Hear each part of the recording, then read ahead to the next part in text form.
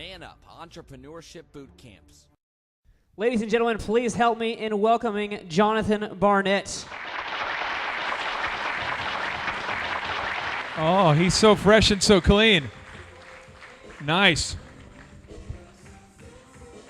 You've been using that spot cleaner on your whole body. Okay. All right, folks. Now, for Jonathan here, we're going to do something kind of different because I'm an entrepreneur, own multiple businesses, and I thought with John it'd be best if I just bombard him with specific questions because this guy's going to give you some specific answers. So, John, are you ready for the interrogation? Let's do it. Okay, here we go. 1, how and when did you first get the idea? For someone in the audience here who has an idea, how and first, when did you first get the idea to start Oxifresh? Well, I always grew up watching my grandpa's here right now. If you raise your hand, Grandpa, that'd be great. He's here. He's from Oklahoma. I live in Denver. But I always grew up watching him be an entrepreneur, and it inspired me. I wanted to be like him. I remember walking into his office, and he was inventing things, his glasses on, and starting businesses all the time. And I was like, thought that was what you're supposed to do when you get older. So remember, that's where it really started. And then I always had jobs growing up doing odd things and clean carpet. And in grad school, I studied franchising, and I loved carpet because it was a service industry. And in grad school, I loved franchising because it's a duplicatable model, and it's a nice way to grow and give ownership to other people. Can I stop you just real quick there? Yeah. You said duplicatable model. Yeah. Real quick, humada, real quick. One thing that my father told me, and I thought he was crazy. There's my mom there. But my father told me this. He says, why don't you stop DJing clubs, Why don't you start doing weddings? Because they're more duplicatable. And I thought, whatever. I'm going to DJ in the clubs till I'm 80, right? So think about it real quick. Duplicatable. Is your business duplicatable? Can you kind of describe what that means when you say duplicatable? Yeah, so, well, duplicatable, whenever I'd make it, when I knew I wanted it to be duplicatable, it started because I wanted to own a business and not a job. I wanted to, follow my passions. And so my passions, kind of giving the history here, my passion at the time was a basketball outreach called Crossover. We'd go overseas every summer for a month. I had to be gone for 6 weeks at a time. And so I needed something to make money while I was doing that. So I needed a business that I could own instead of owning a job. So duplicatable for me, when I started Oxifresh, I decided, when this thing grows, it has to be able to grow without me. It has to run without me. So anytime I made any type of business decision, I had to stop. And sometimes I had to backtrack and say, is this going to be able to, 1, is it duplicatable? And 2, will it be able to run without me? And if I said no to either one of those, I had to restart the drawing boards. Did anybody here have an aha moment that just happened? Did you just see this? For me, it took me about 7 years of starting a business. I won the Entrepreneur of the Year award. I'm in the limo, going to go meet the mayor, and my wife is pissed. I haven't talked to her. People always call asking for me. Garrett, you were there, and getting calls from people. And I had built a job, not a business. It basically was a situation where it was predicated on me. He built it where his passion. Could you repeat what your passion is again, just in case they missed that? Well, I mean, passions change over time. At the time, and still is part of my passions, but I was so passionate about an organization called Crossover that I started, and we'd go overseas every year and use basketball as a platform to share with kids, and that's all I thought about. So I would be gone 4 or 5 weeks at a time, and I still had to work at the same time. So. Well, one of the things I want to throw out there is some of you guys, I know that they teach this at college, and I get frustrated because every time I speak at a college, all the people who are speaking never went to college. So it's kind of a funny, weird deal. But one of the things they teach is that you're supposed to, your passion and your profits are supposed to connect. Hypothetically, if you like DJing, you're supposed to DJ for a career, right?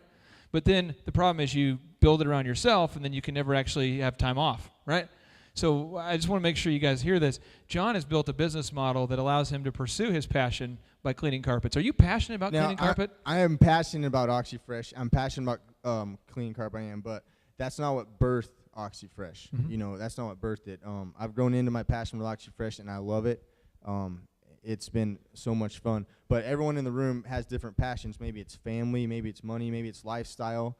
Whatever it is, you have to know your passions, and then your vision will drive your passion. So I feel like people that if you don't have a vision of what your passion is, you're not going to have the fuel to want to get up. They were talking about get up every morning. If you don't have that vision or passion, you're not going to be able to do it. And I know you don't sleep, and I don't sleep. We have the same problem. It's the same problem. It's great because our minds are always turning, but I'm telling you, last night I really wanted to sleep. I just couldn't do it. Well, one of the things I want you to know, and Jonathan and I, we hooked up about 2 years ago. We did go to school together. We just didn't hang out at the time. Yeah, and I seriously feel like he's my brother. Like if I had to choose a person out there and say, this guy, very different personalities, but we think the same way. Can't sleep, that kind of thing. It's kind of weird. Can't drive very well. Can't drive very well, and if we talk while driving, we're going to hit something. Not good. Now, question here. When you started Oxifresh, though, what was your initial vision? So you're at Colorado Christian, maybe? And you're like, I'm going to start this. What was the vision? I was in grad school at CCU up in Denver, and that's how I moved out of Tulsa. I miss my family in Tulsa, and I miss a lot of things about Tulsa, but I will say Denver is awesome. But so I'm up at CCU, and what's the question again? That just happens to me all the time. What was your initial vision for Oxifresh, and why do you love Denver? I'm just kidding. Okay. All right. Now you're throwing me off here. All right. My initial vision for Oxifresh was I was in Denver, and green is real big out there. Everything's kind of earthy. Everyone's always outside, and so I saw a need for a green carpet cleaning company. If you notice on our spotter balls, everyone gets a free bottle here. The world's greenest carpet cleaners on there. So the typical carpet cleaning company uses 40 gallons of water. We were using 2. So that was a niche, and I felt there was a need. But the reason why I started it was I love service business because it's low overhead, and I was in college, didn't have a lot of money. You can start a service business with not much money, and it's home-based. And I just wanted to have a way I could make money so I could do crossover at the time. I had no idea that it was gonna explode, and then so it just ended up happening. Now, one of the things, though, I want to make sure you guys get is that the DJ business for me, we grew it to a certain point, and then I realized that my wife was mad at me. And so what happens is I'm not kidding. Like, it was a deal. We have 5 great kids, but it was a deal where she didn't know if she wanted to hang out with me anymore. You know what I mean? It was that point. And with John's business, he built it to be duplicatable from the beginning. And mine was not that way. And so right now, if you're building a business and it's not duplicatable, maybe just jot that down. Maybe think like, hey, I'm the only one that knows how to do that. Can I share a few? Go for it. I mean, it's going to be different with everyone's business, but some key things that made ours duplicatable that were key was, one is our marketing was turnkey. So what I mean by that is when I first started carpet cleaning, I was knocking on doors, leaving door flyers, and I had it all down, my ROIs. Every flyer I put on a door, I got 50 cents back. So, okay, so then I had a 10-man crew, and I'd hire him, pay him, $10 or 10 cents a flyer to pass out. Pay him 10 cents, gonna get 50 cents back. Had it all figured out, right? Well, all of a sudden, I got 50 cents when I put the flyers on the doors. So all of a sudden, I'm paying these guys, labor-ready guys, to do it. All of a sudden, I'm getting 25 cents for every flyer I put on the door. I'm like, what's going on here? So I'm driving in the streets, and I'm finding like flyers and barbecue grills and all stuff. I was like, this is not turnkey. I can't grow it. There's a ceiling.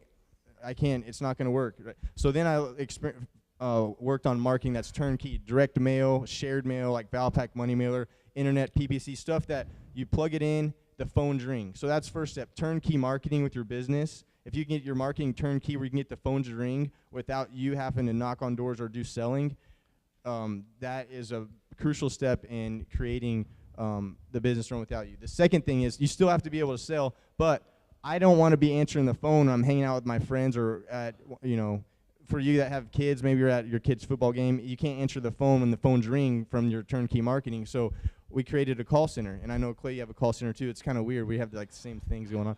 But so our call center, when we started, we were taking booking 15 jobs a day. Now we take 2,000 calls a day in our call center. All our franchisees across the country, they can send out their marketing and just know that our phones are being answered, because no matter if they're overseas on a basketball trip or at their son's business, their phones are getting answered. And so your model has made it so that it's duplicatable for the local owner. Like they don't actually have to answer their phone. They don't answer their phones. So, and that was birthed out of, me building the model for myself with crossover at the beginning. The third thing is, so you got your turnkey marketing, you got the turnkey sales, answering the phones. The third thing for us, which is different for everybody, was our CRM system, and I call that, it's customer relationship management. So our software that all the jobs go on automatically send out the jobs to the techs automatically so that the franchisee doesn't have to even send them out to their techs every night. And it gives the franchisees a net promoter score after every job by an auto email survey they send to the customer. It's all like automated. We'll talk about systems in a minute, but it made it, the whole model is tried to be where you can own a business and not a job. Hopefully you guys got some good stuff there. Every time I talk to this guy, I'm like, please repeat, Yoda. Please repeat. Okay. Now, next question here for you is when you started Oxifresh, because a lot of people here, who here owns a business? Who here owns a business? Okay. This is a great question for you. What time did you wake up every morning, and what did your day look like when you first started? I mean, tell me, like, what time were you? Now, obviously, we don't sleep, but what time did you that's why it's a trick stop question, laying in bed? What time did you stop laying in bed, and then what did your day look like? Well, I love the sunrises. So normally I'm seeing the sunrise in the morning, but in the beginning I had to wear all the hats, and I think that's the key. When you start a business, it's hard work. I mean, you don't have people you can delegate stuff to, and I think the key to I don't know what time I woke up. All I know is I was always working, and now I actually try to work hard and play hard because you can't just work hard all the time. But I would say that one of my mentors told me, what does it take to be successful? And I was like, well, you got to, I gave him all his answers, talked to him for about a couple minutes, and he's like, nope. And he goes, whatever it takes. So it's a real simple answer. And the thing is, you don't always have to do whatever it takes. You have to be willing to do whatever it takes. And I think a lot of entrepreneurs that say they're entrepreneurs, they want to start a business, they're not willing to do whatever it takes. In the beginning, I was the one putting the flyers on the doors. I was the one cleaning the carpet. I was the one answering the phones. I was the one selling franchises. I did everything. I don't do that now, but I was willing to do whatever it takes. Well, and is Brother Clifton still here? Is he still here with us? Clifton, is he here? No. Well, one of the things, it's a fun little insider for you. Clifton, teaches he actually taught the Supreme Court last year. He actually went out there and taught the Supreme Court, which is pretty crazy. He went out and taught the University of Harvard. He actually worked with them to build a curriculum for the state of California. Hopefully he'll fix it, So, but when I call him, I mean, just think about how many times you have to call him to reach him. Not exaggerating. I probably called dude 20 times to get a hold of him. Maybe emailed 3 times, called him 20 times. Is Miss Taylor here yet? Miss Kathy Taylor, is she here yet? Okay. Well, our former mayor of Tulsa, she'll be here later. And I dialed and smiled her over and over and over and emailed her over and over and sent her crazy, ridiculous things in the mail. That's how you get deals done. And I think sometimes what he just said, the profoundness of it gets lost because you're like, well, whatever it takes. But that means dial and smile, go door to door. I mean, you did all those things. And you kind of discovered systematically what doesn't work as well, right? Yeah, I mean, I truly believe the reason why Oxifresh is successful is not because of what we're doing right now. It's because of what we did wrong. Like, our success is built off of failures. And I heard someone once told me, nothing's a failure if you learn from it. And you can't be scared to fail, Well, let me ask you this here. This is something I think a lot of people want to know here. How are you able to work on your business? Hypothetically, if you own a business where it requires you to quality control it or to train people, how are you able to work on your business while you're working in it? You're an insurance agent and you're on the phone selling stuff. How are you also work on it? How do you build the system while you're in the system? Well, I think in the beginning, you are working in it, but you have the mentality that in the future, I'm going to be able to work on it. So you have to set the foundation the right way from the beginning, and in the very beginning you might have to work in it, but you need to just set it up the right way so in the future. So an example of that would be if we're to sell a commercial job cleaning carpet in here, and I underbid the guy all our competition so much that I get the job, but now I'm stuck because I can't hire someone else to clean the carpet because I can't afford to pay him because there's not enough profit left. Okay, I don't know if I answered your question, but it was in the beginning, you have to work in it, but... And one thing I've learned here from Clifton, it's phenomenal, and from Jonathan and these different guys, most of these people wake up at 5 a.m. And what's really crazy is that Bill Shofty, who's for some reason is a crazy guy, crazy enough to mentor me, he started a company that was a $20 million company when he took over in the accounting position. He worked his way up, and he grew it to $2 billion in 12 years, from $20 million to $2 billion in 12 years. And one of the tips he has is wake up at 5. Just a real quick tip, hey, well, wake up at 5. And if you don't do that, you can't be successful because from 9 to 5, you're working in your business.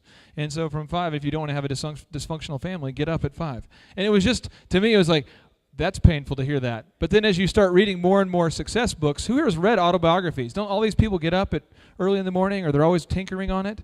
I think that's one thing I appreciate about you. You're always tinkering on the business. I am, but I think you answered the question really well. So. Oh, I know. You're a beautiful man. Okay, next question here for you. Now, how much initial capital did you need to start, and how did you round that up, my brother? Okay, so this is a great question because I was in grad school, and I didn't have money. So what I would say is when I started, and this is anyone that's thinking about starting a business, I think one of the most important things that you can do is keep all your expenses that you can variable instead of fixed. And so what I mean by that is I only had expenses when we brought in income. So all my employees, when we first started, I have people on salary now, but all my employees, they were on commission. And even if they weren't on sales, I told them that before they hired them, that even like my marketing guy or whatever, they got paid when we sold a franchise, or they got paid only when we brought money in. So that way, we had a great month. We sold a lot. Everyone ate really well. But if we had a month that we didn't sell anything, no one got, because I was a startup. I didn't have, and so I think a lot of entrepreneurs, they start businesses and they want to have really nice offices, really nice this and that, and they get all these fixed expenses, and it drowns them. And so I had very little money. I actually used my student loan money, and then I roomed with like 5 people, and so my rent was like $300 a month, all bills paid.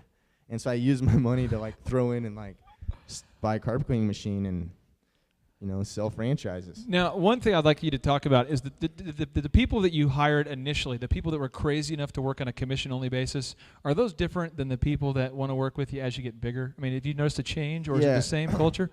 I mean, the thing is, I was in the mix of college, so I had a bunch of college friends that were hungry and didn't need a lot of money either at the time. And so when you tell them, hey, if you sell a franchise and you're going to get like, you'll get $8,000, but you might sell 3 a year.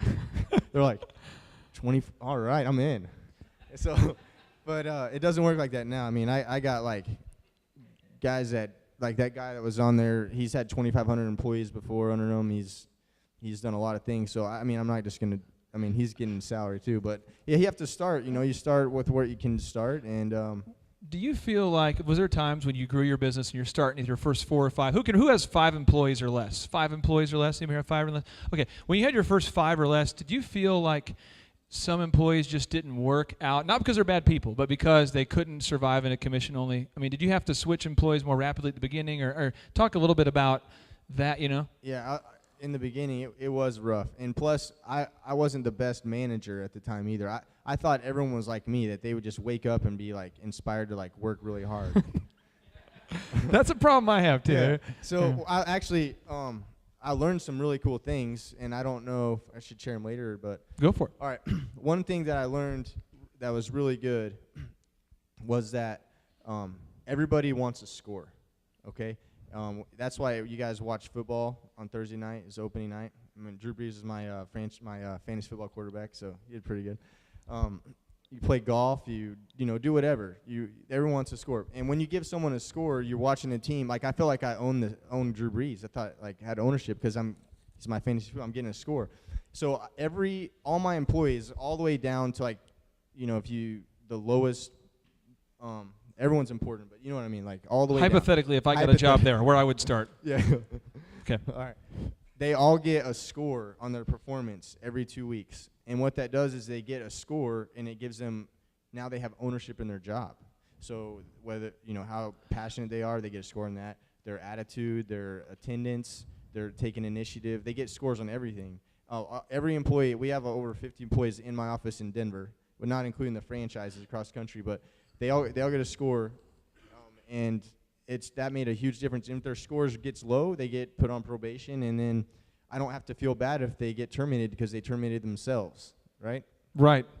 Yeah. I know it might sound harsh, but I talked to the founder of Hobby Lobby, was able to spend a whole day with him, Mr. Green, and one of the things he told me is he said, I just set the expectations and then people fire themselves. So if they don't hit the expectations, I just say, hey, just so you know, you didn't hit the expectations we talked about, so you're gonzo. And he doesn't really talk to him and build a relationship with them and want to help. He just move on to the next one because he's trying to build Hobby Lobby. You know what I'm saying? But sometimes we hold on to somebody who's not really wanting to do that, right? But they might not like that job, and you hold them and you keep them there. So I think it's one thing that Jonathan has a great system for that. And I think that's phenomenal. John, can you only see those signs back there? Oh, the 3 minutes. Hey, now. Okay, here we go. We're lightning round here. Walk us through the process when you're building a duplicatable business. Do you have some kind of system in place for like scripting the phone call or scripting the emails? Or walk me through maybe how you would go about building a call script specifically. Okay. script. Kind of like a duplicatable system. If you're going to be like, how to clean the carpet, how would you make a system? So one thing that we do, we used to bring all franchisees out and we would train them, like how to clean carpet. We'd train them. But the thing is, if you're not moving forward, you're moving backwards. So a year later, our cleaning system has evolved. It's better than it was the year before. So now they're not going to refly out and retrain them, right? So I had to learn. All right, now we have a couple of hundred franchises out here, and we change our cleaning system. How do I train them all? They're not going to refly back out here every year, right? So what we created is Oxifresh University, and I would say to create systems duplicatable, it needs to be about systems. And to have great, powerful systems, you need technology. So with Oxifresh University, what we have is an online training video with interactive tests. And each technician that gets hired, each franchisee, they have to pass the test, or else their schedule gets blocked off. So they'll have like 30 days to pass the test, and it'll be like 6 modules. It might take them a couple hours, but they have to pass it. Otherwise, they can't. We book all their jobs in the call center. They can't book.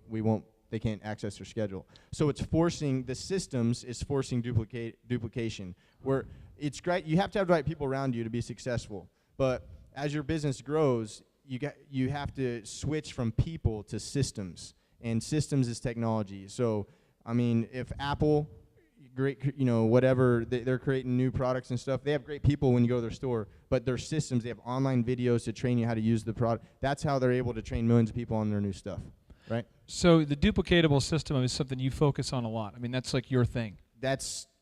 You have to. Franchising, you have to think about duplication. And sometimes that's been the hardest part, but it's also I think it's the funnest part. Now, before we open it up for open questions, I have one question for you. How many meetings do you have per week, and what are those meetings about, John? Like, how many meetings? Some of you guys have you have a meeting, then you have a meeting about the meeting, and then you want to meet again, and you want to form a committee. How many meetings do you have, and what are the meetings about? Well, I probably am in like 2 or 3 meetings a day, but it's with each different department head or a vendor that we're trying to better our technology or something, and I'm just kind of bouncing around like from one place to the other. Okay. Yeah. Okay. Now, Jared, do we want to open up for open questions here? Okay. We're going to open it up for questions for Jonathan.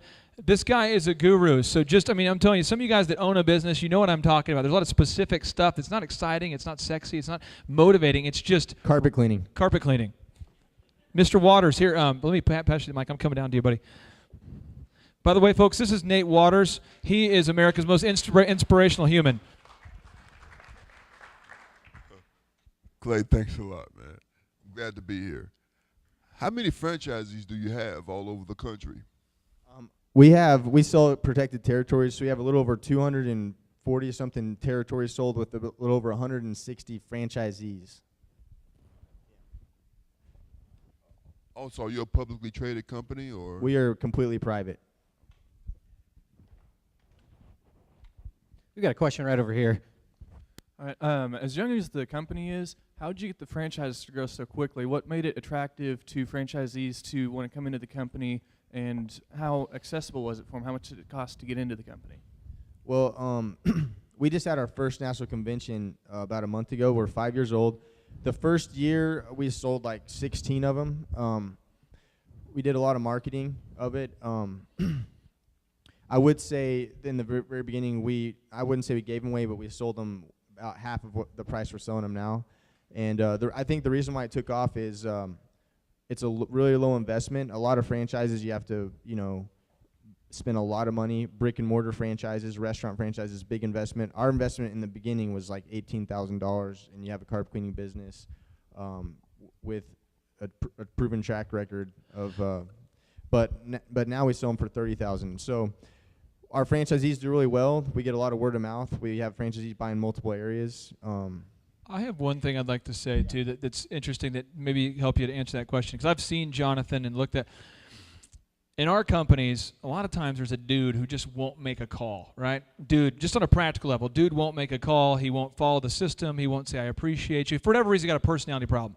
So as an entrepreneur, you're like, well, maybe dude's going through a rough patch. Maybe dude's going through some things. Maybe we should, and so 2 weeks, 3 weeks, 4 weeks, 5 weeks, 6 months, 2 years, 3. All of a sudden, you're like, your business is slow, and that your growth is retarded because of somebody in the way. And Jonathan's very systems driven, and it's not mean, but you're very specific about your expectations, and if you do that, you love it. And the people who work for him go, this guy's awesome. But if you don't follow the systems, you're out. I mean, it's pretty good. It's quick, though.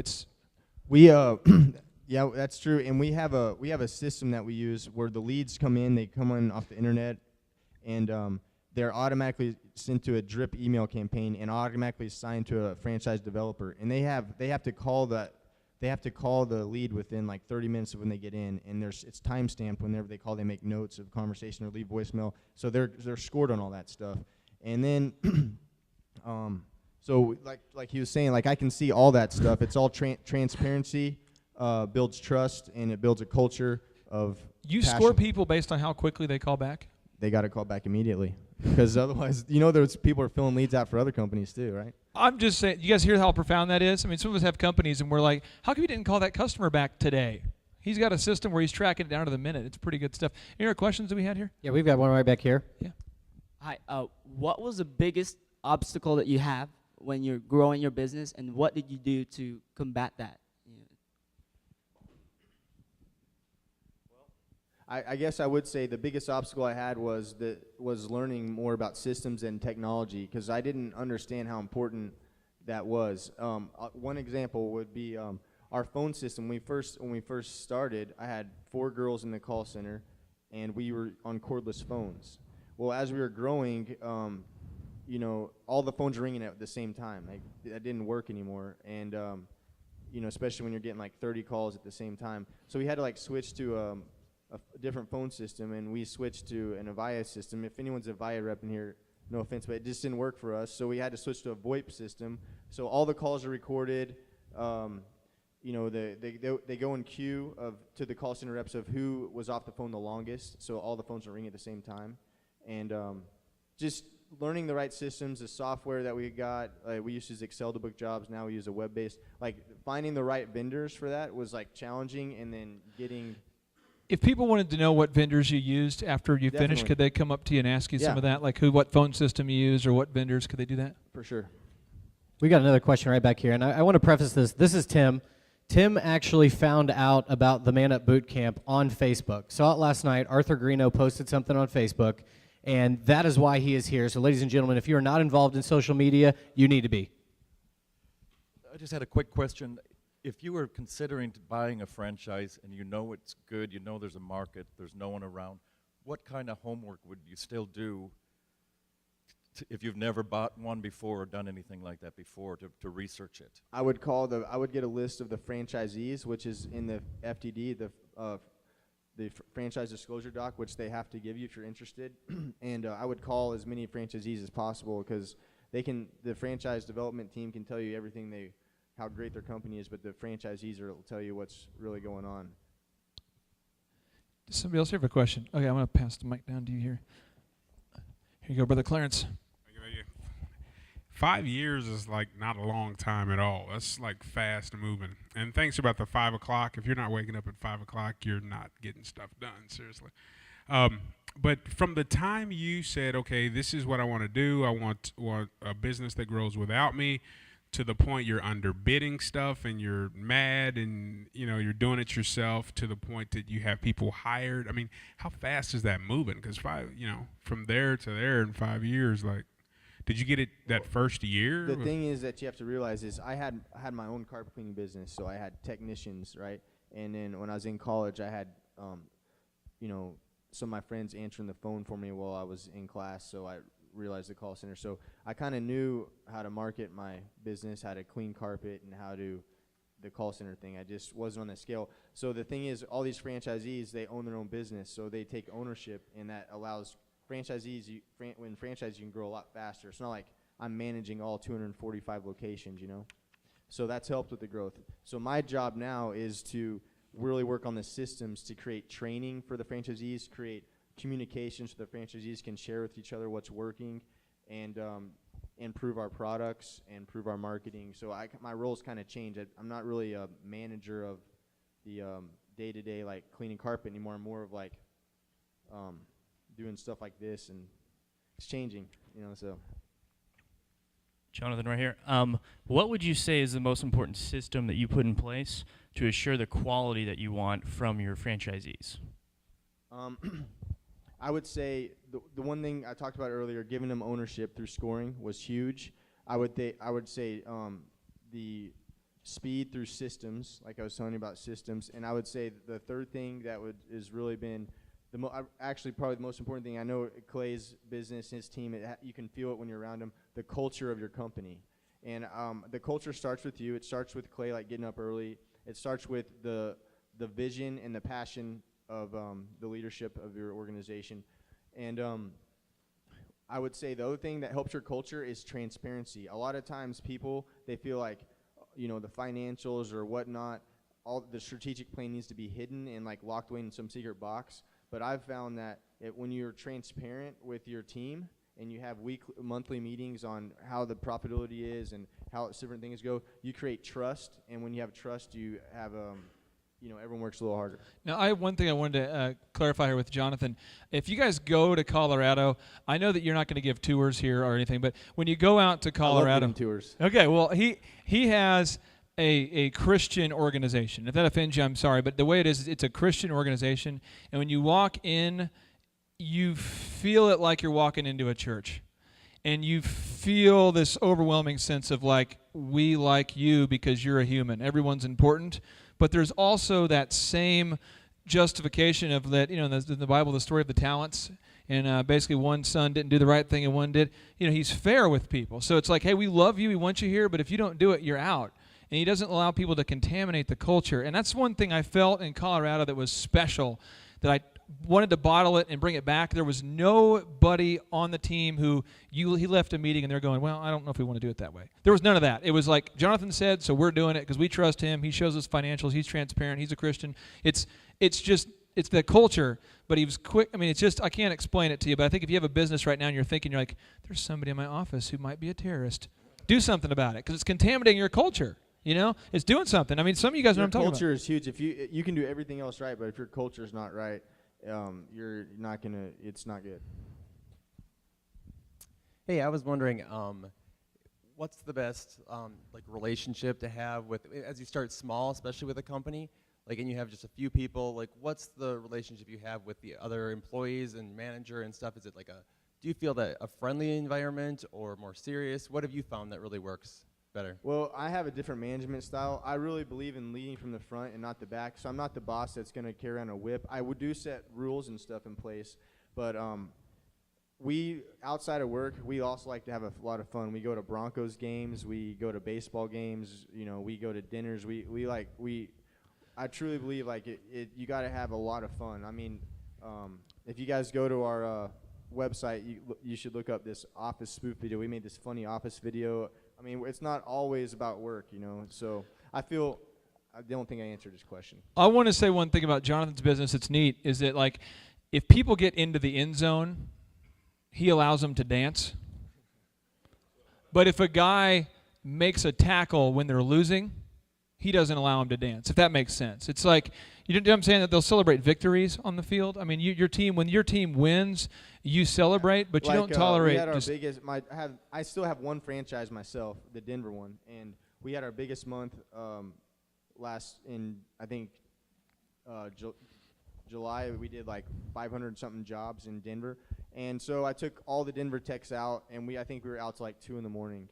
It got weird, but it was fun. Can you talk a little bit about product development? Do you do it all in your corporate location in Denver or work with the franchisees? I'm a big believer in the lights in here, all the electricity. And I don't know how to wire this, but I know how to flip the switch and turn it on. So I'm a big believer in flipping switches. And so I'm not a chemist. I like marketing. I like business. So when we started Oxifresh, I met with several different chemists, and I told them what we wanted to do. And I chose one that we thought could do it, and they did it, and we had them keep tweaking it and everything. But I don't make the product myself. It is our product. No one else can use it, but we outsource that. Coincidentally, one thing I wanted to tell you guys in closing, and we'll open up where you can come up and ask Jonathan questions after we break. I had an opportunity to work with the founder of the guy who invented Sky Vodka, and he basically likes to drink vodka, right? So he gets a headache, and he's like, what is this all about? Somebody tells him, and he goes out and finds these, he calls them nerds, but he found nerds that knew how to take the impurities out of alcohol. And he said, hey guys, if you take those out of there, can we do that? And they said, sure, we got to take these collagens out though. It's very expensive. He says, do it, and then I'll give you a percentage of the revenue. Maybe I'll give you $1,000 or whatever. They're like, $1,000? These people have never left the university. So he went ahead, paid these dudes to invent Sky Vodka, even though so now he's the founder of Sky Vodka, but yet he didn't know how to do it. So a lot of times entrepreneurship is just finding the problem and then finding the guy who's stuck in the university somewhere with his head in the sand. That's how I learned. See how much better he says stuff than me? No, I'm just saying, but that's how that's kind of exactly what I was trying to say. I'm just saying, but that's how I learned search engine optimization. Like we teach business owners how to make your site come up top in Google, but I hired kids from OSU. Flip switches. You're just flipping switches. Flipping switches. So I just want to encourage you guys. It's not so much how to be an expert in every area. Here's the thing: if you try to do everything, you're not flipping switches. I call it paralysis by analysis. And you got to keep the main thing, major in the majors, minor in the minors. If you get stuck with all that other stuff, you're going to be stuck like sitting there for like years, like trying to figure out how to make a carpet cleaning product. All right. Well, hey guys, we're going to break for lunch now. But before Man Up Entrepreneurship Boot Camps.